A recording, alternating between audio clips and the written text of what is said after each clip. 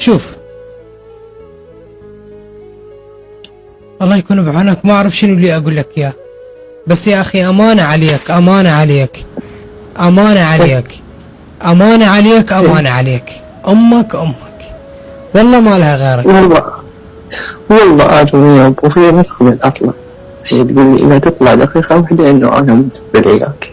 قلت هي ما أنا تعبت، ما تعبت، والله أستاذ ما تعبت، والله ما تعبت، يعني لو شو تشري يعني تمشي على حالي، أنا شو اللي أسوي؟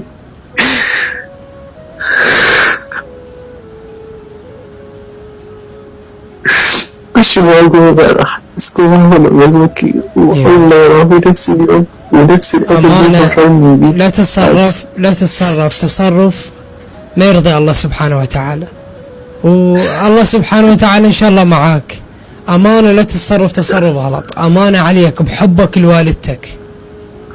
والله أنا أحب والدتي وهي تحب، ما تقدر على فراقدك بالخير، بس الضرب يعني أنا لو نجي أنام من ورا الضرب ما ظهر أنا الظهر، يعني ظهره كله مزق لأن ما يضرب بيدك كلك يا أبو أو واير أو صندق. هذا العذاب اللي أنا عايش فيه هاي حياتي كلها من عمر 12 سنوات الدنيا لهذا اليوم. يا رب يكون بعونك. اي والله الله يكون بعونك.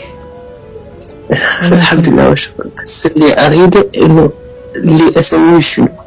اللي تسوي ايدك لا حبيبي قلبي انت، شوف راح اقول لك انا اللي تسويه مفروض انه تسويه، وكل اللي هسه معاك اللي دا يعلقون اللي دا يسمعونك حاليا انا متاكد يقولوا لك لا تصرف الغلط، وهلا بامك، لان هي ما الها الا انت، اخوك هذا اللي قليل الادب اللي دا يتصرف فيك تصرف خطأ، وابوك بسبب اخوي هيك جاي يصير بي ومن حياتي، من هو اللي يدفع ابوي عليه، والا ابوي لا عادي كل شيء يسوي لي، لاني اعرف انا شنو، ولا طبع ولا طبعه ولا صديق، يعني حيل زين الحل اذا انت هيك دا تعاني من اخوك ودا تعاني من ابوك، ليش ما رحت للشرطه؟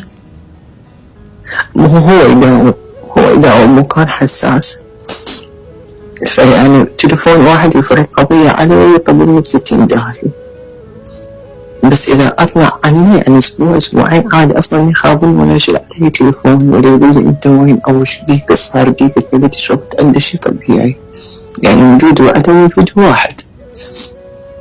والله تعال الله يكون بعونك يا أخوي، بس أمانة عليك، أمانة عليك أمك، أنت دا تشوفها دا تقول مصابة بالمرض والنوب لك اللي أنت، اللهم ربي يكون بعونك يا رب.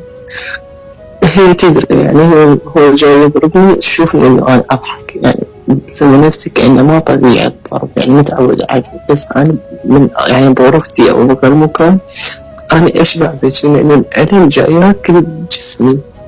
الله يكون بعونك يا حبيبي. بس أنا قدامها لا شيء طبيعي يعني. الله يكون بعونك. أشكرك أستاذ رحمة الله والديك. عمري أنت، أنا هذا جوابي، أعذرني إذا ما جاوبتك جواب كافي. لا أنا بس حبيت إني أفضفض لك. حبيبي شرفتني أسعدتني جدا، شكرا لك كل اتصالك. حبيبي أستاذ حبيبي. كل الحلا.